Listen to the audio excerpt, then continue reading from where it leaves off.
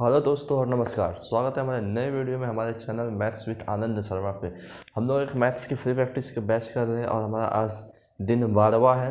आज 12th day है, ठीक है। और इसी सीरीज़ में आगे बढ़ते हैं। हम आज और 20 क्वेश्चंस को डिस्कस करेंगे। तो स्टार्ट करते हैं। ज़्यादा कुछ बोले हुए आप मुझे टेलीग्राम पे फॉलो कर लें, PDF वहीं पे मिलेगा। आप इस वीडियो को लाइक करें, चैनल को सब्सक्राइब करें, हाँ शेयर करना नहीं भूलें, ठीक है। क्योंकि इतना मेहनत मैं कर रहा हूँ आप ही लोगों के लिए, आप लोगों को मुझे सपोर्ट दिखाना है। तो शुरुआत करते हैं क्वेश्चन नंबर 1 से आज का। तो क्वेश्चन नंबर 1 है कि in a triangle A B C a line through A cuts the side B C at D such that. अच्छा, पहले ट्राइंगल बनाते हैं कि एक triangle A B C, A B C, एक लाइन है जो ए से डी को काटता है कहीं पे, ठीक है। बी सी को काटता है डी पे। सच डैट बी डी और डी सी जो है 4-5 में, मतलब बी डी से डी सी का जो अनुपात है ये 4 और 5 में है। बी डी अगर 4 है तो डी सी 5 है। और हमें area of triangle A B D है, ए बी डी दिया है 7, मीन्स इस ट्राइंगल का एरिया मुझे 60 दिया है। तो मुझे पूछा इस ट्राइंगल का एरिया। तो अब आपको यहाँ पे कॉन्सेप्ट पता ही होगा कि जो एरिया होता है वो बेस के ही रेशियो में बढ़ता है। कोई भी ट्राइंगल का एरिया जो बेस जिस रेशियो में बटेगा उसी में बटेगा। यहाँ से मैं अगर बोलूँ 4 को दिखा रहा था 15 टाइम्स, तो आपसे पूछा है कि ट्राइंगल ए डी सी का एरिया, तो ये भी 15 टाइम्स। आप बोलोगे 15×5 = 75 सेंटीमीटर स्क्वायर। तो इस ट्राइंगल का एरिया कितना है? 75 सेंटीमीटर स्क्वायर। तो इसमें आपको एक कॉन्सेप्ट याद रखना था कि कोई भी ट्रायंगल में बेस जिस रेशियो में बढ़ता है, अगर ऊपर से एक वर्टेक्स से लाइन आ रहा है कोई भी सीवियन, तो जो बेस जिस रेशियो में बढ़ता है उसी रेशियो में एरिया बढ़ता है। छोटा सा बात याद रखना था, ठीक है। करते हैं अब नेक्स्ट क्वेश्चन। ये भी ट्रायंगल का ही क्वेश्चन है, ज्योमेट्री का ही। इस क्वेश्चन में हमें बोला है कि the sides of a triangle having area इतना इतना इतना और 3 4 5, मतलब जो साइड है ट्रायंगल का किस रेशियो में 3 4 5। तब आपको पता होगा कि 3 4 5 एक ट्रिपलेट है, और ट्रिपलेट कहाँ होता है? राइट एंगल ट्रायंगल में। और राइट एंगल ट्रायंगल का जो एरिया होता है वो क्या होता है? Half into base into height. तो इसमें आपको पता है कि बेस और हाइट कौन होगा? 3 4, है ना, क्योंकि हाइपोटेनस सबसे बड़ा था तो 5 वो नहीं लेंगे। तो मैं बोला इस किसी ट्रायंगल का जो साइड है वो 3x 4x और 5x में है, ठीक है। 3x 4x 5x। इस ट्रायंगल का जो एरिया दिया हुआ 7 7 7 6 दिया हुआ है, ठीक है। 7 7 7 6 दिया हुआ है। तो अब तो एरिया होता क्या है? तो हाफ बेस कोई भी हो इसमें से 3x और हाइट भी कोई भी हो तो 4x, ठीक है। यहाँ से मुझे क्या आ जाएगा? तो आप बोलोगे यहाँ से सर आ गया x² = यहाँ से 3 दूना 6, 6 से अगर इसको काट लेंगे तो 6 कम 6, ठीक है। एक साथ 6 दूना 12, 5 7 954, 3 6 6 36। तो अब बताओ 1296 किसका अंडर रूट? तो 36 का। तो x 36 आ चुका है। और मुझे इस ट्रायंगल का पेरीमीटर पूछा है, तो इस ट्रायंगल का पेरीमीटर क्या होगा? इसका सम। इस ट्रायंगल का पेरीमीटर क्या होगा? इसका सम, मैंने साइड्स का सम। तो 5 4 9 3 12x, और x का वैल्यू क्या है? 36, मीन्स 12x और 12×36। तो 12×36 आपको पता होना चाहिए कितना होता है। तो 1272, 7 12 दिया 36 और 7 43, 432 सेंटीमीटर जो इस ट्रायंगल का पेरीमीटर है, ठीक है। लैंग्वेज का यूज़ करके बहुत अच्छा क्वेश्चन था, सिंपल में इजीएस्ट क्वेश्चन, ठीक है। आप करते हैं नेक्स्ट क्वेश्चन। क्वेश्चन नंबर 3 हमारे आज के क्लास का। अच्छा, क्वेश्चन 3 हमें बोल रहा है कि ये भी ज्योमेट्री का रिलेशन बताना हमको कि if the area of a circle is a, ठीक है। एरिया सर्कल का ए है, तो हम सर्कल का एरिया होता क्या है? आप बोलोगे πr²। ये ए दिया हुआ है, ठीक है। इसका सर्कमफेरेंस सी दिया हुआ है, मीन्स सर्कमफेरेंस होता क्या है? तो 2πr। ये सी दिया हुआ है। और हमसे पूछा है कि ए और सी के बीच रिलेशन बताओ। अच्छा, रेडियस आर दिया हुआ है, रेडियस तो आर है ही, ठीक है।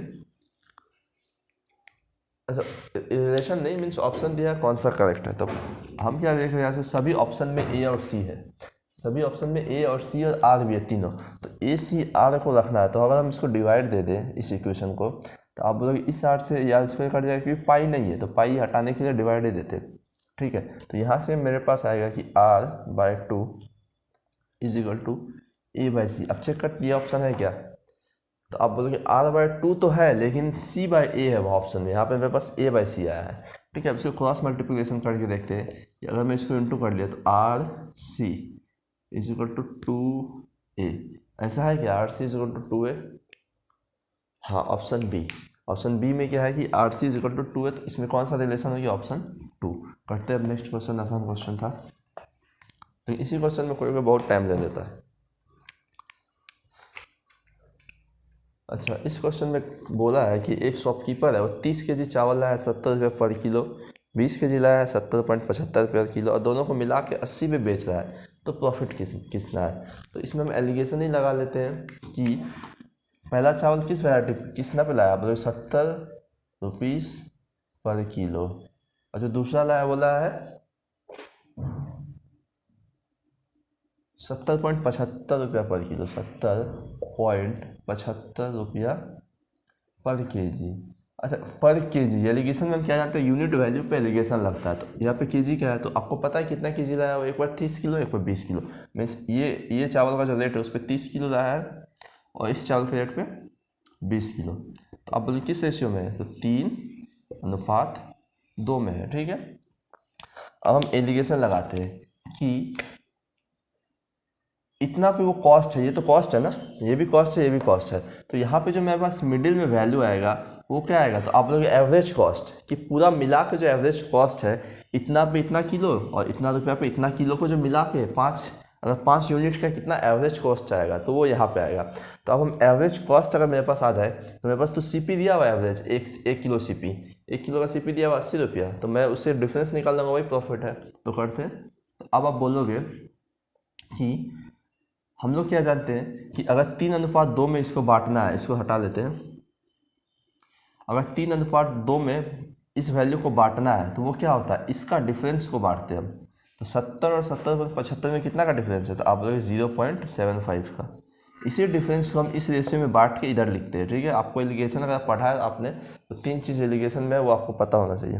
तो 0.75 का ही 3/5, 3/5 यहाँ पे जो वैल्यू आएगा, तो आप लोग 5 से 0.15 टाइम्स, तो 15×45 मीन्स यहाँ पे कितना है? 0.45। ठीक है, 0.45, तो यहाँ पे कितना बच जाएगा आप बोलोगे? अच्छा, ये कितना टाइम्स हुआ है? तो 0.15 टाइम्स, तो यहाँ भी 0.15 टाइम्स होगा, तो कितना होगा? आप बोलोगे 0.3, कितना होगा? 15×2 = 30। अच्छा, 0.3 मीन्स अब मेरे पास ये भी वैल्यू आ गया, ये भी। अब मिडिल में क्या होता है? आप बोलोगे इसमें से, या मिडिल वाला जो वैल्यू होता है वो हमेशा इस दोनों के बीच एग्जिस्ट करता है। ये जो ऊपर जो वैल्यू होता है, इस दोनों के बीच वाला ही वैल्यू ये होता है। तो अब मैं 70 में इसको घटाऊँ, इसके बीच में आएगा, या जोड़ूँ तो आएगा। तो आप लोग 70 में अगर इसको जोड़ लेते हैं, तो इसके बीच का वैल्यू आ जाएगा। तो आप लोग 70 में वो जोड़ते तो 70.3। अब देखिए सेटिस्फाई भी कर रहा है। पहले केस में क्या हुआ कि इससे ये घटा है, ठीक है, तो ये आया। अब दूसरे केस में क्या होना चाहिए? इससे ये घटेगा, तो अब जब 70.75 में 70.3 घटाओगे तो 0.45 ही आएगा। तो ये एवरेज सीपी आ चुका है मेरे पास। क्रय मूल्य एवरेज 1 kg है, कितना है? इतना। ये बेच कितना है एवरेज पर किलो? आप बोलोगे 80.50 मीन्स 80.5 रुपया पर किलो पे मैं बेच रहा हूँ। इसका मतलब ये 1 kg में मैं कितना का प्रॉफिट किया? तो आप बोलोगे 1 kg में किया 80.5 में 70.3 घटा देंगे तो आ जाएगा 10.2। तो 1 kg में अगर आप 10.2 कमा रहे हो, तो टोटल कितना केजी है? तो आप बोलोगे टोटल केजी है सर 30 और 20 50 किलो, तो इसको इंटू 50 कर देते हैं, बस उतना ही कमाए। तो आप बोलोगे 102 पंजे कितना? 5×10 1, 5 एकम 5, पॉइंट से 0 कट गया, तो 510 रुपया का आप प्रॉफिट करोगे। कितना का? 510 रुपया। बेस्ट मेथड था ये, ठीक है। और शॉर्ट है PL लगा के, वो डायरेक्ट फॉर्मूला याद रख के वो नहीं करना है, ठीक है। तो ये शॉर्ट और बेस्ट अप्रोच है इस क्वेश्चन का। आप दोबारा देखें अगर नहीं समझ आया तो।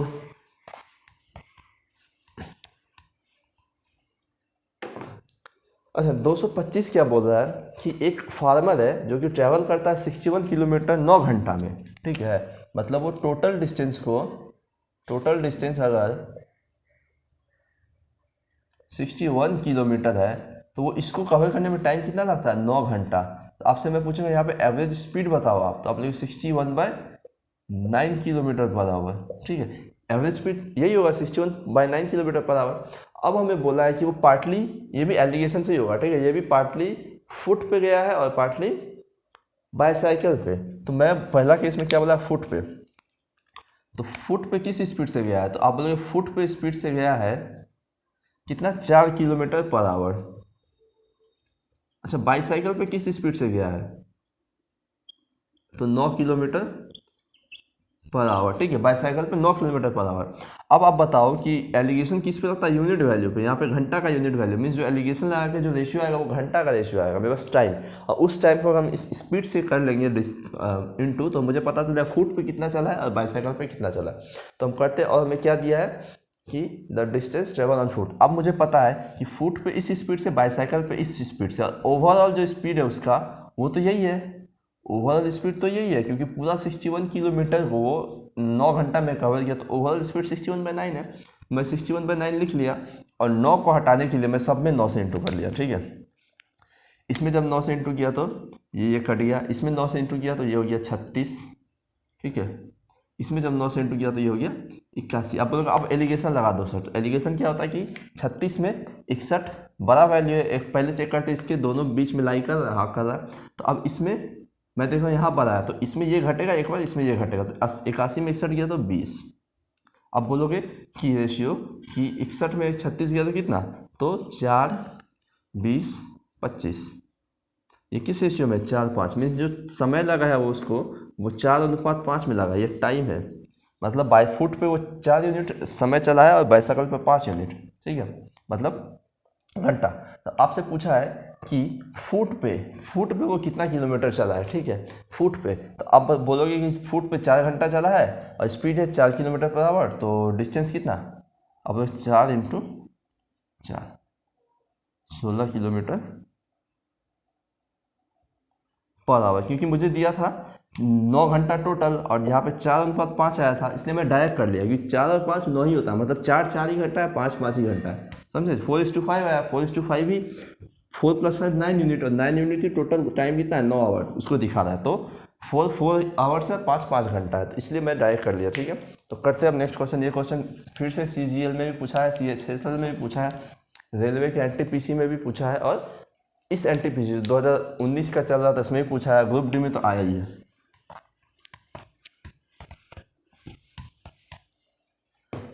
अच्छा, नेक्स्ट क्वेश्चन जस्ट सिंप्लीफाई करना है, या अलजेब्रा का एक तरह से क्वेश्चन है, तो बहुत आसान है। मुझे दिया है कि x जो है, x वो है, अच्छा x नहीं, 2 + x√3 दिया मुझे दिया कि 2 + x√3 इज इक्वल टू 1/2 + √3, 1/2 + √3। मुझसे पूछा है कि x बताओ, तो शुरू कर लेते, एकदम आसान क्वेश्चन है, सिंप्लीफाई करना है, x का वैल्यू बताना है। मैं क्या देखा पहले कि x√3 यहाँ पे 2 को उधर ले जाऊंगा। ठीक है, उससे पहले मैं इसका डिनोमिनेटर हटा लेता हूँ। तो मैं अगर यहाँ पे रेशनलाइज कर लूँ तो 2 + √3 है, तो आप बोलेंगे 2 + √3 है यहाँ पे, तो ऊपर भी 2 - √3 से इंटू होगा, नीचे भी 2 - √3 से इंटू होगा।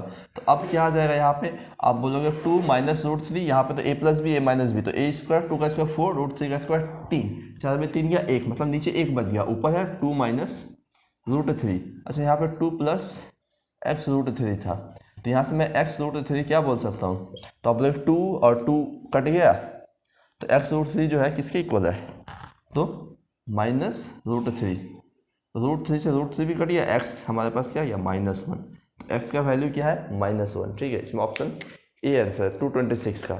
अब नेक्स्ट क्वेश्चन चलते हैं 227। ये क्वेश्चन सिंप्लीफिकेशन का था, ज़्यादा ना सोचें, मैं देख लेता हूँ वीडियो चल रहा है कि नहीं चल रहा है। अच्छा, नेक्स्ट क्वेश्चन है कि m-4 दिया हुआ है, m-4 दिया हुआ है, n-2 दिया हुआ है, हमसे पूछा m³ बताओ, m³ -3m² + 3m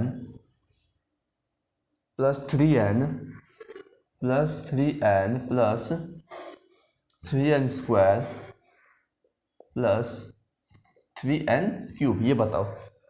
नहीं, सिर्फ n³ है। ठीक है, सिर्फ n³, इसका वैल्यू मुझे बताओ।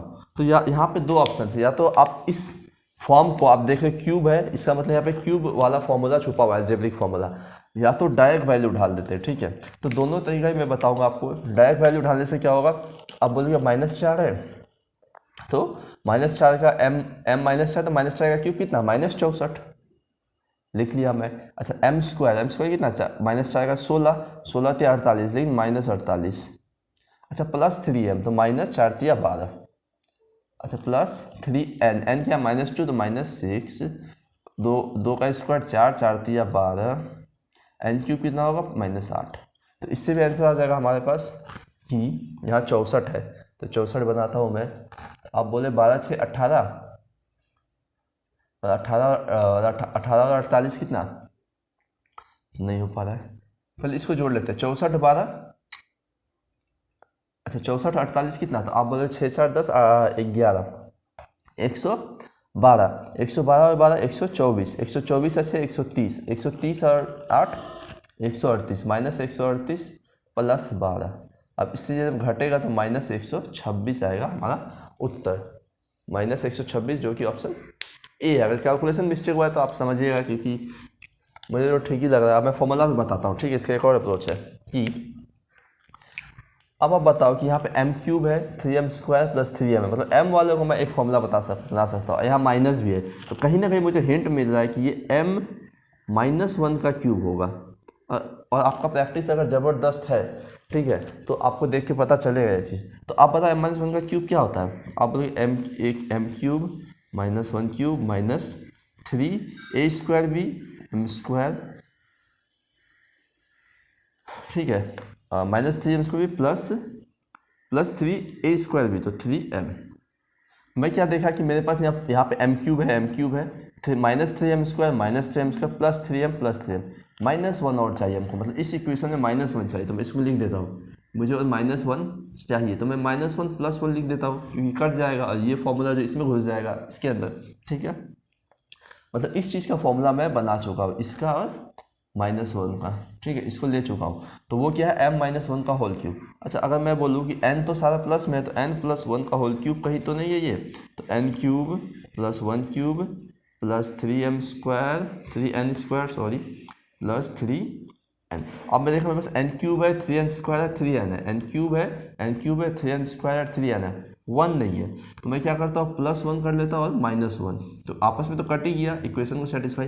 तो ये जो +1 है, ये +1 ये वाला, ये मेरे को इस फॉर्मूला में लग गया, तो इसका यूज़ हो चुका है। मेरे पास क्या बचा, आप बोलोगे +1 -1 है, +1 तो -1 कट गया, +1 और -1 कट गया। अब ये ब्लू पेन जो उसका सॉल्यूशन है बेसिक, और ये फॉर्मूला पे, तो फॉर्मूला यहाँ पे ज़्यादा थोड़ा लेंदी हो जा रहा है। तो अब आप बोलोगे कि ये क्या है, m-1 का होल क्यूब, तो -4, तो -4 -1 का होल क्यूब, -4 -1 का होल क्यूब, तो -4 और -1 कितना, -1 का होल क्यूब, ये चीज़ था वो, प्लस n, ठीक है, ये क्या है n+1 का होल क्यूब, तो -2 + 1 का होल क्यूब, तो यहाँ से वही उत्तर आएगा। तो आप बोलोगे -4 अब -5 का होल क्यूब -125, ठीक है, और -1 का होल क्यूब इस -1, तो -1 यहाँ पे भी हो गया, -126, तो सेम ही उत्तर आया -126। तो फॉर्मूला से भी इसका अप्रोच था, और जो डायरेक्ट है यहाँ पे, तो डायरेक्ट ही ईजी लगा मुझे, ठीक है। हालांकि आपको फॉर्मूला पता होना चाहिए, अगर इस चीज़ को और एक लाइन अगर वो थोड़ा सा घुमा कर लिखता तो शायद थोड़ा मुश्किल होता। अब हमको बताना है, चूज़ द इनकरेक्ट रिलेशन बताना है, ठीक है। ये मुझे दिया हुआ है, ये एसएससी का फेवरेट क्वेश्चन है कि √6 + √2 √6 + √2, ठीक है, √6 + √2 = √5 + √3, पहला दिया हुआ है। दूसरा है कि √6 + √2 इज स्मॉलर देन √5 + √3, और तीसरा दिया हुआ ये 1 है, ये 2 है, ये 3 है, कि √6 + √2 जो बड़ा है √5 + √3 से। तो ऐसा केस में हम क्या करते हैं कि जब भी इसका सम 1 हो, जैसे 6 2 8 5 3 8 6 2 8 5 3 8 6 2 8 5 3 8, तो इसका जो मल्टीप्लिकेशन होता है ना, जैसे मैं बोलूँ 6 दूना 12 5 दिया 15, तो जो बड़ा वाला होता है ना, वही इसका आंसर हो जाता है डायरेक्ट मल्टीप्लाई। क्यों होता है ऐसा, देखिए मैं बताता हूँ। मैं अगर बोला कि मैं इस दोनों का स्क्वायर करता हूँ, क्या करता हूँ, स्क्वायर करता हूँ तो आप बोलोगे ए प्लस बी का होल स्क्वायर क्या, ए स्क्वायर रूट 6 का स्क्वायर 6 रूट 2 का स्क्वायर 2 तो 6 2 8 प्लस 2 ए बी तो क्या है 6 दूना 12 लेकिन अंडर रूट में, ठीक है। इसको मैं ये लिख सकता हूँ। अच्छा अब इसको क्या लिखूंगा, तो आप बोलोगे 5 का स्क्वायर 5 हुआ, रूट 3 का स्क्वायर 3, 5 3 8 प्लस 2ab तो 2 5 3 15। तो मैं क्या देखा स्क्वायर देख करने पे कि ये चीज़ तो कांस्टेंट है, ये जो ए स्क्वायर प्लस बी स्क्वायर जो है, ये ए स्क्वायर प्लस बी स्क्वायर है, ये चीज़ तो कांस्टेंट है। यहाँ पे भी जो ए स्क्वायर प्लस बी स्क्वायर है ये कांस्टेंट है। मेरा वैल्यू किस पे डिपेंड कर रहा है, इस पे। अच्छा यहाँ पे जो 2 भी कांस्टेंट है, ठीक है, तो मेरा वैल्यू जो सिर्फ डिपेंड कर रहा है वो इस पे कर रहा है, सिर्फ रूट 12 और रूट 15 पे, ठीक है। तो इसीलिए मैं बोला था कि जब इसका सम सेम हो, क्योंकि जब फॉर्मूला पे स्क्वायर करते हैं हम तो a square plus b square तो सेम आता है, वैल्यू जो डिपेंड करता है वो रूट ए बी पे करता है, रूट ए बी पे। यहाँ पे क्या था 2 रूट ए बी, मैं वैल्यू सिर्फ रूट ए बी पे करता है, मतलब ए बी को इंटू करके जो बड़ा है वो बड़ा है, जो छोटा है वो छोटा है, अगर इक्वल है तो इक्वल है। तो इस यहाँ से आप हम मुझे बता दोगे कि अब कि ये जो है रूट 12 बड़ा या रूट 15 बड़ा, तो अब रूट 15 बड़ा, ठीक है, तो रूट 15 बड़ा मीन्स ये साइन रहेगा, मीन्स यहाँ पे सारा सेम था, रूट 6 प्लस रूट 2 रूट 6 यही चीज़ लिखा हुआ है। तो कौन सा आंसर होगा, आप बोलोगे सर जो गुना करके बड़ा है, तो 5 तिया 15 होता है, 6 दूना 12, तो 12 बड़ा है कि 15, 15 बड़ा है, मीन्स इक्वल तो हो नहीं सकता, ये स्मॉलर तो हो नहीं सकता। तो आंसर क्या हमारा ये कि 5 तिया 15 ये बड़ा है, ठीक है, तो रूट ए बी वाला ही मैटर करता है। तो इसमें ऑप्शन क्या आंसर है हमारा कि सी 2, ओनली 2 ही आंसर है इसका, ठीक है। चलते हैं अब नेक्स्ट क्वेश्चन की ओर।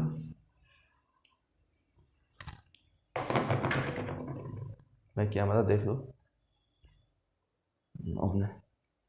अच्छा नेक्स्ट क्वेश्चन हमें बोला है कि न्यूमेरिकल वैल्यू सिंपल बताना है, कॉस स्क्वायर 45, तो मैं इसको डायरेक्ट लिखता हूँ। तो कॉस स्क्वायर 45 कितना, 1/√2 का square 1/2 divided by sine square 60 है कितना, √3/2 तो 3/4, ठीक है, plus cos square 60 by sine square 45, तो कॉस स्क्वायर 60 कितना, हाफ का स्क्वायर 4 बाय साइन स्क्वायर 45 1/√2 का square 1/2 plus ten square 30 cot square 45 यहाँ माइनस है, टेन स्क्वायर 30 तो 30 1/√3 तो 1/√3 का स्क्वायर 1/3 माई डिवाइडेड बाय कॉट स्क्वायर 45 कितना होता है, कॉट 45 1 1/स्क्वायर 1 ही हुआ। तो अब आप बोले कि ये 2 से 2 कट गया और ऊपर यहाँ बच गया 2/3, फिर ये कट गया 2, यहाँ पे बचा हमारे पास 1/2, ठीक है, और यहाँ पे बचा 1/3। अब एलसीएम ले लेते 3 6 4 प्लस 3 माइनस 2, तो 4 3 7, 7 में 2 गया 5, हमारे पास आंसर क्या है 5/6। तो इस सवाल का उत्तर क्या है 5/6, जो कि ऑप्शन में नहीं है, तो कहीं हमने गलती किया क्या, कॉस स्क्वायर 45, ठीक है, cos square 45 sine square 60, cos square 45, ठीक है, साइन स्क्वायर 60, ठीक है, कॉस स्क्वायर 60, ठीक है, 1/2 का square sine square 45 sine square 45, ठीक है, माइनस टेन स्क्वायर 30 1/√3, ठीक है, कॉट 45, ठीक ही तो है। तो मैं जब देखा कि 1/2 इंटू 4/3, तो 2 से ओ यहाँ पे गलती हुआ हमारा, कैलकुलेशन मिस्टेक, बोर्ड पे यही प्रॉब्लम आता है, सामने से एकदम एक तो बताना होता है वो एक धुन में। तो यहाँ मैं बोला कि 1 जो ये 2 4 को 2 टाइम्स काट दिया, तो ये 2 तो ऊपर चला गया ना, ऊपर गया, तो यहाँ पे हमारे पास बचा था 1/2 इंटू 4/3 2/3, मैं तो यही दिखा था ना शायद, 2/3 तो लिखा था, प्लस 1/2 माइनस 1/3 यही तो लिखा था, 6 4 3 2 4। अच्छा इस वक्त मतलब 5/6, आप ऑप्शन को ठीक कर ले, पहला ऑप्शन 5/6 कर दे, ठीक है, 5/6 ही होगा। या कैलकुलेशन मिस्टेक है तो आप स्मार्ट है, आप समझते हैं बातों को, ठीक है। अच्छा नेक्स्ट क्वेश्चन में बोला है कि sine x plus cos x एक है, sign x plus cos x अगर एक है तो हमें बताइए आपकी sign x into cos x क्या होगा। ठीक है। तो sign x plus cos x एक कब हो सकता है, आपको ये चीज़ याद रखना होगा कि sine x plus cos x एक कब हो सकता है, जब इसमें से ये जो एक वैल्यू हो वो 0 हो और एक मैक्सिमम हो, तो ही केस बनेगा। ठीक है, आपको चीज़ याद रखना है कि sine x plus cos x एक कब हो सकता है, जब इसमें से एक जो एक्स का वैल्यू हो वो एक 0 डिग्री हो। ठीक है, तो अगर मैं बोलता हूँ कि एक्स 0 है, ठीक है, क्या है, एक्स 0 है, ये एक्स जो है इज इक्वल टू 0 डिग्री है, या तो 0 हो या तो 90 हो, तभी sign x plus cos x एक हो सकता है, नहीं तो कोई पॉसिबल वे नहीं है कि आप sign x plus cos x को एक कर दो। ठीक है, सेम एंगल पे। तो x जो है या तो 0 हो सकता है या 90, बस यही दो पॉसिबल है। तो आप बोले जब x को 0 किया तो साइन 0 0 और cos 0 1, तो 1 इज इक्वल टू 1। 90 किए तो साइन 91 और cos 0 0, तो 1 इक्वल टू 1। या तो 0 या तो 90, इस दोनों ऑप्शन, ये दोनों एंगल में कोई भी एंगल ढालेंगे वही आंसर हमारा। तो आप बोलोगे साइन 0 कितना, 0 मीन्स, और 0 इंटू कुछ भी क्या होता है, 0 ही होता है। तो इस सवाल का उत्तर क्या हमारा, 0। ठीक है, इस सवाल का उत्तर 0 ही होगा। चलिए अब करते हैं नेक्स्ट क्वेश्चन। या आप यहाँ पे फॉर्मूला से भी कर सकते थे, जैसे मैं बोला कि sine x plus cos x is equal to 1 है, और मुझे चाहिए sine x into cos x. मैं बोला स्क्वायर कर लेता हूँ दोनों तरफ। ठीक है, स्क्वायर, तो a square plus b square plus 2 sine x is equal to 1। आप बोले sine square plus cos square क्या था, 1, और ये 1 और ये 1 कट जाएगा, मेरे पास उधर 0 बच गया, और यहाँ तो 2 साइन कॉस आएगा ना इंटू में, तो 2 sine x cos x is equal to 0। तो यहाँ से साइन एक्स कॉस एक्स क्या आ गया, 2 उधर जाके 0। साइन एक्स कॉस एक्स का वैल्यू 0 है, या आप शॉर्ट में डायरेक्ट याद रख सकते हैं कि sine x plus cos x 1 तभी होगा तब जब एक्स या तो 0 हो या तो 90 हो। चलिए अब करते हैं नेक्स्ट क्वेश्चन। नेक्स्ट क्वेश्चन बोला है, मैं कैमरा देख लूँ। अच्छा, नेक्स्ट क्वेश्चन हमारे पास है कि 100 चूहों को 100 दिन में मारती है, तो 4 कैट 4 चूहों को कितने से, कैट ही चूहे को मारेगी हमेशा। अच्छा, एमडीएच पे, टाइम एंड वर्क का एमडीएच में आप जानते ही है कि 100 कैट एमडीएच और डब्ल्यू नीचे आता है, आपको पता ही है, is equal to M2 D2 H2 और W2। मुझे बोला है कि मैन कितना है, 100 बिल्ली जो है 100 चूहों को मारती है। सर 100 चूहों को मारना काम है उसका। ठीक है, तो काम नीचे आता है, वर्क नीचे, तो 100 चूहों को मार दे तो काम कितना कर रही है वो, 100। तो चूहा जो है वो नीचे आ जाएगा, 100 चूहा। यह चीज़ आपको पता रहना चाहिए। इन 100 दिन, तो दिन इसके साथ इंटू होगा। तो हमसे पूछा है कि 4 कैट 4 चूहों को कितने दिन में, तो आप बोलोगे 4 कैट 4 चूहों को कितने दिन में मारेगी, डे। ठीक है, तो यहाँ से हम काट लेते हैं 100 से 100, 4 से 4, तो डे कितना आ गया, 100 दिन में। तो 4 चूहा जो है, 4 बिल्ली जो है 4 चूहा को 100 दिन में मारेगी। ऑप्शन डी इसका उत्तर है। ज़्यादा लेट नहीं करते, क्वेश्चन नेक्स्ट करते। 232 बोला है कि एक कार जो है एक सर्टेन डिस्टेंस को 25 घंटा में कवर करता है। अच्छा, it reduces the speed bye 1/5। ठीक है, मतलब एक कार जो है कुछ डिस्टेंस है उसको 25 घंटा में कवर करता है, लेकिन जब वो अपना 1/5 स्पीड घटा दे तो वो उसी समय में 200 किलोमीटर कम कवर करता है। ठीक है, तो उसी समय में 200 किलोमीटर वो कम कवर करता है। तो आप बताएं कि स्पीड ऑफ द कार क्या है। अच्छा, बता दूंगा मैं कि मुझे पहला केस में देख के पता चला कि a car covers a certain distance in 25 hour. ठीक है, मतलब टाइम दिया हुआ मेरे पास कितना, 25 आवर।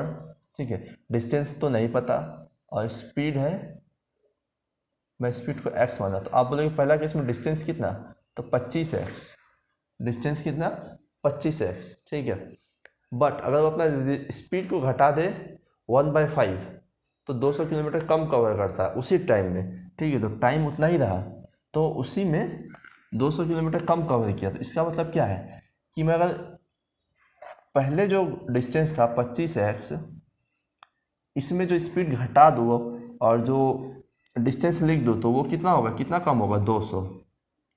ठीक है, पहला केस में वो डिस्टेंस 25 कवर करता है, दूसरा केस में डिस्टेंस जितना कवर करेगा, लेकिन टाइम उतना ही दिया, इसी वजह से डिस्टेंस घटा। अगर टाइम सेम होता या टाइम अगर इन्वर्स हो जाता तो डिस्टेंस ज़्यादा कवर करता। ठीक है, मतलब डिस्टेंस नहीं, टाइम उसको तब ज़्यादा लगता है। तो उसमें 25x, अब यहाँ पे डिस्टेंस लिखना है, तो अब इस केस में क्या डिस्टेंस है, तो आप लोग इस केस में टाइम तो 25 ही है, लेकिन स्पीड जो है पहले से 1/5 घटा है, मतलब 4/5 हो चुका है।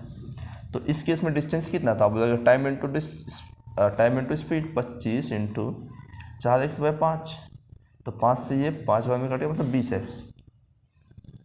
अब आप मुझे बता सकते हो यहाँ से कि 5x कितना 200, x कितना 40, और x हमसे पूछा गया है इसमें कि स्पीड ऑफ द कार बताओ, तो स्पीड मेरे पास कितना है 40, तो स्पीड ऑफ द कार क्या यही है 40 km/h। इसका एक शॉर्ट अप्रोच भी है, लेकिन वो मैं चैप्टर में बताऊंगा, ठीक है। टाइम स्पीड एंड डिस्टेंस को बहुत ही अच्छे ढंग से हम जड़ लेवल से एकदम कंप्लीट करेंगे, ठीक है। तो इसमें स्पीड कितना है 40। अच्छा, नेक्स्ट क्वेश्चन हमारे पास है कि 233 एक पॉजिटिव नंबर है जो 4 घटाने पे इक्वल हो जाता है अपने आप का ही 21 टाइम का रेसिप्रोकल। ओके, मुझे बोला एक पॉजिटिव नंबर, माना ए एक पॉजिटिव नंबर है, उसमें अगर मैं 4 घटाऊँ तो ये अपने रेसिप्रोकल का मतलब 1/a का 21 टाइम हो जाता है। यही लैंग्वेज है, तो यहाँ से नंबर बताना हमें, तो कैलकुलेशन है बस a - 4 = 21/a। तो आप लोग यहाँ से a - 21/a = 4, तो यहाँ से क्वाड्रेटिक इक्वेशन बन जाएगा। लेकिन अगर मैं ऑप्शन से सेटिस्फाई कर लूँ तो और अच्छा है। ऑप्शन है 3 5 7 9, 3 5 7 9, ठीक है। ऑप्शन है 3 5 7 9। तो अब बोलो 3, अगर मैं 3 बैठाता हूँ तो ये 3 और 3 से 7, तो यहाँ -4 आएगा, तो 3 तो हो नहीं सकता। अच्छा 5 तो होगा नहीं, क्योंकि यहाँ पे माइनस करके इंटीजर आया है, लेकिन यहाँ 5 तो 21 से कट नहीं रहा है, पॉइंट में आ रहा है, तो 5 तो होगा नहीं। अच्छा 9 भी होगा क्या, तो 9 भी नहीं होगा, क्योंकि 9 21 को नहीं काट पाएगा, जब तक पूरा ये नहीं कटेगा तब तक इंटीजर वैल्यू पूर्णांक नहीं आएगा। तो 7 बचा 7, तो यही ऑप्शन है। आप ढाल कर देखते हैं कि a 7 है, तो -21/7 कितना 3, और ये 7 - 3 जो है 4/4, तो ऑप्शन सी सही है। या तो यहाँ क्वाड्रेटिक इक्वेशन बनता है, उसको आप सॉल्व कर लेते हैं।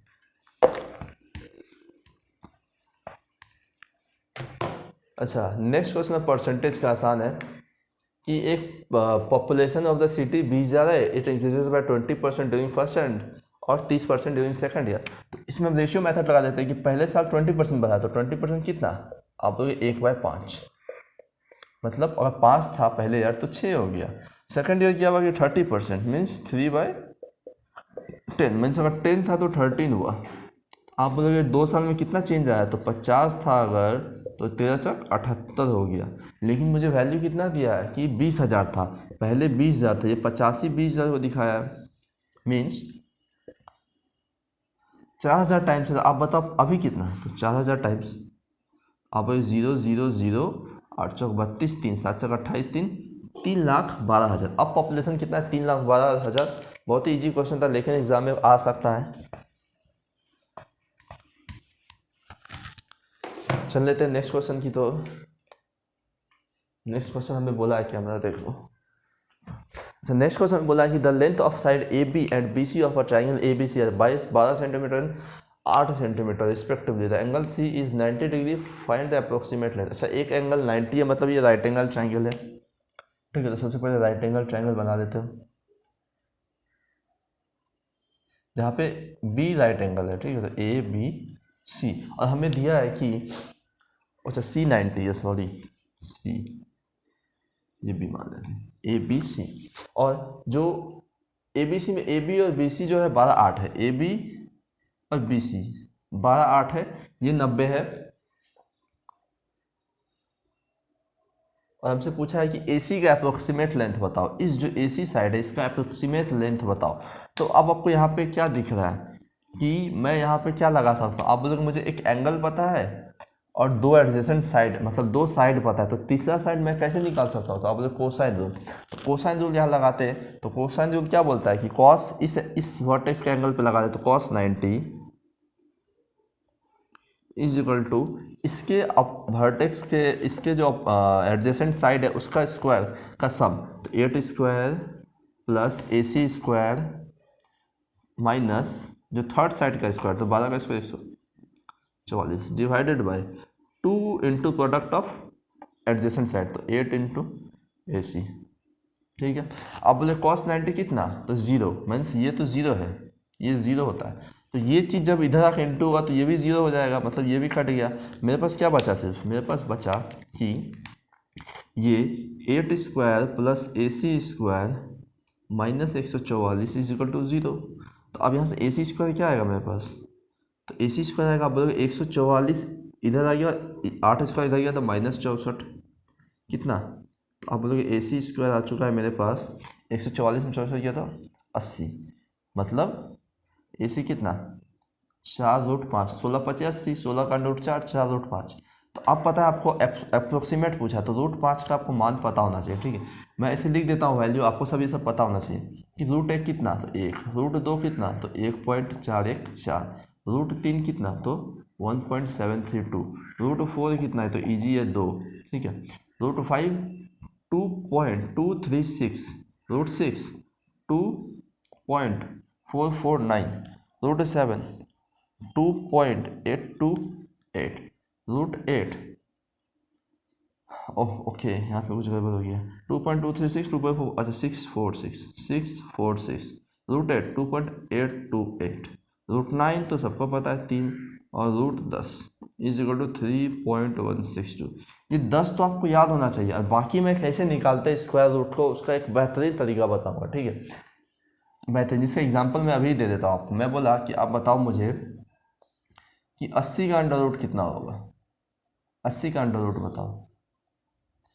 तो इसके जो नियर स्क्वायर होता है, ठीक है, नियर में जो स्क्वायर है उसको लिख लेते हैं उस फॉर्म में कि 80 को क्या लिख सकते हैं हम, 81 परफेक्ट स्क्वायर है -1, ठीक है। अब 81 किसका है, तो 9, आप लिख लो 9, ठीक है। अब ये एक जो है, ये एक, इसमें क्या करते हैं -1 बटा ये 9 जो है, इसका स्क्वायर रूट अंदर, इसका परफेक्ट स्क्वायर क्या 9, इसको 2 से गुना कर लेते हैं, किससे, 2 से, तो यही इसका आंसर होता है। तो 9 - 1/18, तो अब 1/18 कितना होता था, आप बोलोगे 18×5 = 90। तो इसका उत्तर जो है करीब करीब आपका आ जाएगा, 9 में कुछ घट रहा है मीन्स 8 पॉइंट, और 18 को अगर 1 से करते हैं तो 0.05 अगर घटेगा तो इसमें 0.05 घटने पे आ जाएगा 8.95। इसका उत्तर क्या होगा 8.95, ठीक है। तो रूट अंडर निकालेगा, मैं बेहतरीन तरीका सिखाऊंगा। अभी आप इस सवाल का उत्तर करें कि √5 कितना 2.236, तो 4 × 2.23 उतना नहीं करते बस, तो 4 × 12, 4 × 8 = 9, 4 × 8 = 8, 4 × 8 मतलब 8.92 आंसर है हमारा। लेकिन यहाँ पे नज़दीकी आंसर कौन है 9, तो ये सिमिलर वैल्यू किसकी है 9 की, 9 इसका उत्तर है इस सवाल का, ठीक है। कोसाइन रूल यूज हुआ था, ये वैल्यू आपको पता होना चाहिए था, ये मैं निकालने सिखाऊंगा आपको कैलकुलेशन में।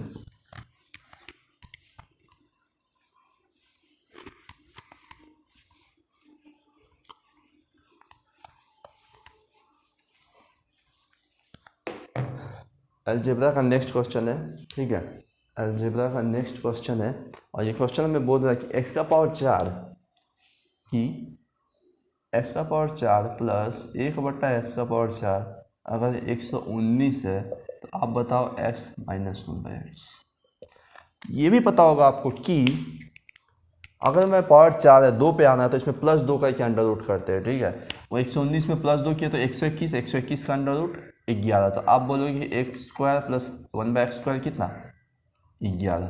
अब मुझे x² प्लस 1/x² पता है, x - 1/x जाना है, तो इसमें -2 का अंडर रूट करते हैं, ये भी पता होना चाहिए आपको। तो x - 1/x, इसमें -2 किए उसका अंडर रूट कर लेते हैं, तो कितना आप बोलोगे -2 किया तो 9, 9 का अंडर रूट 3, तो x - 1/x कितना 3, ठीक है। आपको घबराने का जरूरत नहीं, अगर जो बिगिनर्स है जो वीडियो को न्यू देख रहे हैं या पूरा चैप्टर पढ़ना चाहते हैं, ठीक है, तो वो मैं करवाऊंगा आपको, और पूरे बेसिक लेवल से बताऊंगा, पूरा अलजेब्रा ही कि x + 1/x का फॉर्मेट का सारे क्वेश्चंस बताऊंगा, और सारे जो भी कॉन्सेप्ट है वो सारे बताऊंगा, ठीक है। अब जस्ट होल्ड ऑन करें कुछ दिन, शायद अगर मेरा एग्ज़ाम आ गया तो उसमें बीच में फिर यूट्यूब बंद करना होगा, ठीक है, एग्ज़ाम अगर स्टार्ट हो जाता है। अच्छा, इस क्वेश्चन में बोला है कि देखिए, इस क्वेश्चन को भी मैं उसी तरीके से करवाऊंगा जिस तरीके से मैं करवाता हूँ, कि 5% ज़्यादा कमाया जाता है जब एक सामान को 350 पे बेचा जाता है 340 के बजाय, तो बताओ कॉस्ट प्राइस। तो मैं आपको इसके लिए क्या तरीका बताया था, मैं बोला था यहाँ पे CP रखता हूँ मैं, और ये कर लेता हूँ कि SP जो है अगर मैं 340 पे बेचूँ और 350 पे, ये लैंग्वेज है, कि 350 की जगह अगर मैं 340 पे बेचूँ, 340 की जगह 350 पे बेचूँ तो 5% ज़्यादा प्रॉफिट है। मैं बोलूँ यहाँ पे 100% प्रॉफिट था मुझे, यहाँ पे कितना आप बोलोगे 105% प्रॉफिट, यही होगा ना। पहला केस में अगर मैं 340 पे बेचूँ तो मुझे 100% प्रॉफिट है अगर, तो दूसरा केस में क्या है कि उसका 5% ज़्यादा है, मतलब 105% प्रॉफिट। अब आप मुझे बताओ कि जो 100% और 5% सेम पी है तो माइनस होता है, तो 5% ऑफ पी कितना, तो इसका डिफरेंस 10, तो प्रिंसिपल कितना होता है 100%, तो 100% आप बता दोगे कि हाँ 20 गुना हुआ है, तो ये भी 20 गुना है, ठीक है, तो 200, ठीक है, क्या हो गया 200 इसका आंसर हो गया। और अगर हम बेसिक से जाएं, बेसिक से इस क्वेश्चन को करना भी आसान था कि 5% ज़्यादा प्रॉफिट होता है, तो जो एसपी का जो डिफरेंस है वही तो 5% शो कर रहा है। डायरेक्ट आपको पता रहना चाहिए था कि 5% जो ऑफ प्रॉफिट है वही तो एसपी का डिफरेंस है 10, तो आप बताओ 100% कितना है, तो 200, ठीक है। ये डायरेक्ट लैंग्वेज बेस्ड था, ये आसान था, आप वो तरीके पे नहीं जाए।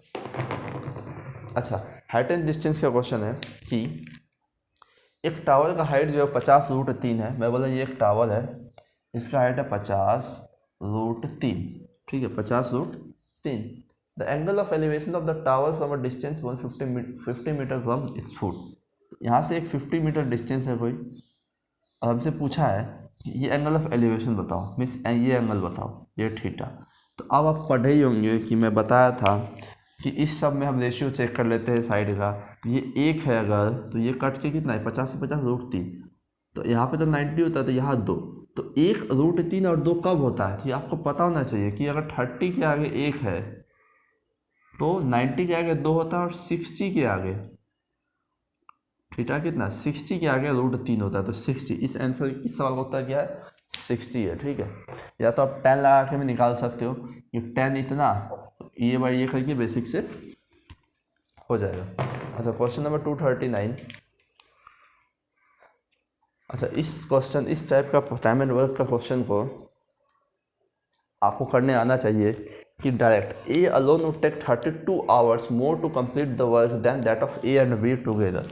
इस क्वेश्चन का लैंग्वेज है कि ए प्लस बी अगर मैं मानूँ एक्स दिन में काम करता, तो ए जो है ए प्लस बी से 32 घंटा ज़्यादा लेता है, ये आपको पता है, ठीक है। और सेकंड में है कि बी जो है 18 घंटा ज़्यादा लेता है ए और बी के साथ करने से, तो ए और बी और एक्स है, तो ये 18 एक्स प्लस 18, बी कितना लेता है एक्स प्लस 18। तो हमसे पूछा है कि 9 दिन में how much % of work A and B complete to working together. इसमें आपको पता होना चाहिए, ठीक है, इस क्वेश्चन में कि ऐसा लैंग्वेज पे जब भी क्वेश्चन आए, ये तो एक्स है, ये एक्स प्लस कुछ है, ये एक्स प्लस कुछ है, तो इसमें जो एक्स का वैल्यू होता है ना, इसमें एक्स का वैल्यू होता है √AB।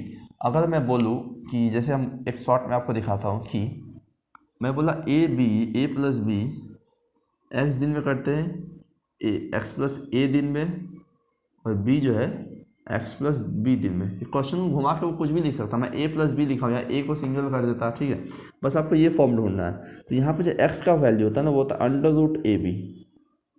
इस चीज़ को आप याद रखिए कि एक्स का वैल्यू क्या होता है √AB। तो यही चीज़ यहाँ करते थे, एक्स का वैल्यू मेरे पास कैसे आ जाएगा √AB।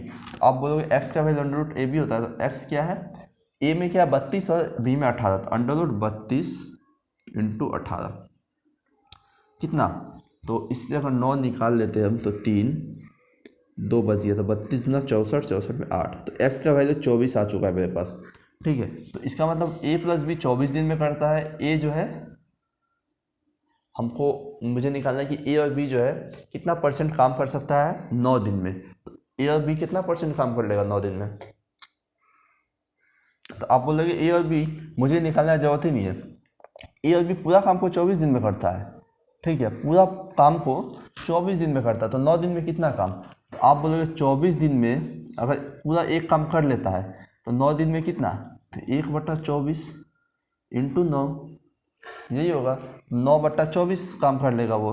तो इसको काट लेते हैं, 3 से 3, 3 से 8, हमें परसेंटेज पूछा तो × 100 करेंगे, या 3/8 आपको पता होना चाहिए कि 37.5%। तो ए और बी जो है 9 दिन में 37.5% काम करेंगे। बहुत लोग आप क्या करेंगे, यहाँ पे वैल्यू ढालेंगे, एलसीएम लेंगे, तो वो सब जरूरत नहीं है।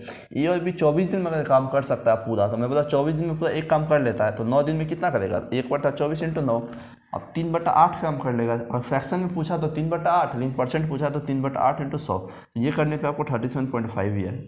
और ये चीज़ आपको पता होना चाहिए। इस पैटर्न पे मैं टाइम एंड वर्क का चैप्टर लेके आ रहा हूँ कुछ दिन में ही, उसमें 4 क्वेश्चन रखा हो, जितना भी टाइप घुमा के पूछ सकता है, 4 क्वेश्चन है उसमें, ठीक है, जो कि स्पेशल टाइप के अंडर आते हैं। तो उस वीडियो को आप जरूर देखना, टाइम एंड वर्क कुछ ही दिन में आ जाएगा, शायद एक से 2 वीक में। अच्छा, आज के सेशन का हमारा लास्ट क्वेश्चन है, मैं वीडियो देखूँ। इस क्वेश्चन में हमें बोला है कि x + y + xy, इस क्वेश्चन को आप समझना तो ध्यान से, कि हमें बोला है कि x + y + xy 3 है, ठीक है, 8 15, एक 8 है और एक 15 है। दूसरे में बोला है कि y + z + yz 8 है, z + x + xz 15 है, ठीक है, ये बोला है। तो इस टाइप का क्वेश्चन आपको जब भी मिले, ठीक है, इतना प्रैक्टिस करो कि आपको याद आ जाए कि हमें क्या करना है।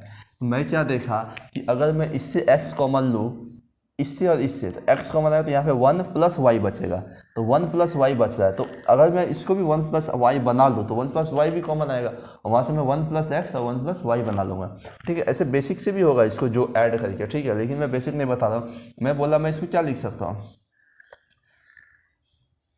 मैं बोला इधर भी अगर एक ऐड कर दूँ और इधर भी एक ऐड कर दूँ, ठीक है। तो अब मैं अगर x कॉमन लूँ, पहले से ये x कॉमन लिया इससे, तो अब एक बचा यहाँ, और इससे x कॉमन ले लिया तो y, और हमारे पास अभी भी इसमें क्या बचा है, 1 + y बचा हुआ है, ठीक है, +1 + y = 3 1 4। अब आप बोलो यहाँ से मैं 1 + y कॉमन ले लूँ, तो आप बोलोगे 1 + x बचेगा इंटू 1 + y बचेगा बराबर 4, ठीक है, ये पहला हुआ। अच्छा, दूसरा क्या है, y + z, तो इधर भी सेम चीज़ करते हैं, +1 + 1, तो वही चीज़ आएगा यहाँ पे, ठीक है। तो यहाँ पे क्या जाएगा, 1 + y 1 + z बराबर 9, ठीक है, यही। और तीसरा में क्या आएगा हमारे पास, तीसरा पे आ जाएगा कि 1 + x 1 + z = एक ऐड हो जाएगा यहाँ भी, 15 1 16, ठीक है, 15 1 16, 15 1 16, ठीक है। अब आप मुझे बताओ, ये 3 वैल्यू आ चुका है मेरे पास, मुझे पूछा है हमसे कि बताओ 6xyz, मुझे पूछा है कि 6xyz, मतलब xyz मुझे निकालना है, ठीक है, xyz। यार वीडियो अगर रुक जा रहा है, पॉज हो रहा है। अच्छा, हम लोग नेक्स्ट क्वेश्चन कर रहे थे, मैं बोला कि मेरे पास ये आ चुका था, ठीक है, 1 + x × 1 + y = इतना, मतलब ये 3 वैल्यू आ चुका था। अब मैं अगर बोलूँ कि ये इंटू ये अगर 4 है, तो यहाँ 2 ही पॉसिबिलिटी, या तो ये 1 हो 4 हो, या तो ये 2 हो 2 हो, इसका वैल्यू 2 2, या तो ये 1 4। अब मैं बोलूँ अगर इसको 1 रखता हूँ तो x तो 0 आ जाएगा, तो इसका मतलब जो 6xyz मुझे निकालना है उसमें x 0 आ जाएगा, तो आंसर ही 0 आएगा। तो हमारा ऑप्शन में 0 है ही नहीं, मतलब नहीं है ये, मतलब 2 2 ही डालना है। अब मैं बोला अगर 1 + x में और 1 + y 2 है, ये भी 2 है, और 1 + y भी 2 है, तो यहाँ से आप बोलोगे कि x कितना, 1, y कितना है, 1। अब मैं बोला x का वैल्यू कहीं ढाल देता हूँ मैं, तो बोला x का वैल्यू यहाँ पर ढाल देते हैं, ठीक है, x का वैल्यू 1, तो 1 1 2, और 2 16 से डिवाइड हुआ तो 8 है, तो z कितना हो जाएगा, 1 उधर जाएगा घट जाएगा, 7 हो जाएगा, ठीक है। तो हमारे पास तो 6xyz क्या होगा, xy तो 1 1 है, और z कितना है 7, तो 6 7 42। इस सवाल का उत्तर है ऑप्शन डी, जो कि है 42, ठीक है। तो ये हमारे थे आज का 20 क्वेश्चंस, जो कि एक मॉडरेट और से इजी लेवल ही रखा था मैंने, और सारे वैरायटी के क्वेश्चंस मिले थे सारे चैप्टर्स के, ठीक है। तो आप जो है इस प्रैक्टिस बैच को पूरा लगाएं, और इस वीडियो को लाइक करें, चैनल को सब्सक्राइब करें, और इस वीडियो को फैला दे ताकि, ठीक है, मेरा भी इंस्पिरेशन बने, मैं भी आप लोगों के लिए कुछ अच्छा करने का सोचूं। अभी मैं सोचा हूँ टाइम एंड वर्क का एक फुल चैप्टर पूरा फ्री, जो कि बेसिक से एडवांस लेवल तक होगा, मतलब मैं कॉन्सेप्ट में कि फ्रैक्शन क्या होता है, एलसीएम मेथड क्या होता है, कब हम मेन वुमेन को यूज़ करते हैं, कैसे हम उसका एंड और कॉन्सेप्ट यूज़ करते हैं, सारा बताऊंगा। ठीक है, फिलहाल के लिए यहाँ पे आपको दिख रहा होगा मेरा प्लेलिस्ट, आप उसको देखिए, पूरा प्रैक्टिस बैच चल रहा है उसको देखिए। यहाँ मेरा फोटो दिख रहा होगा चैनल, उस पर क्लिक करके मेरे चैनल को सब्सक्राइब कर लो और इसी तरह से सपोर्ट दिखाते रहे। तो आज के लिए इतना ही, सेशन वाइंड अप करते हैं। धन्यवाद और नमस्कार।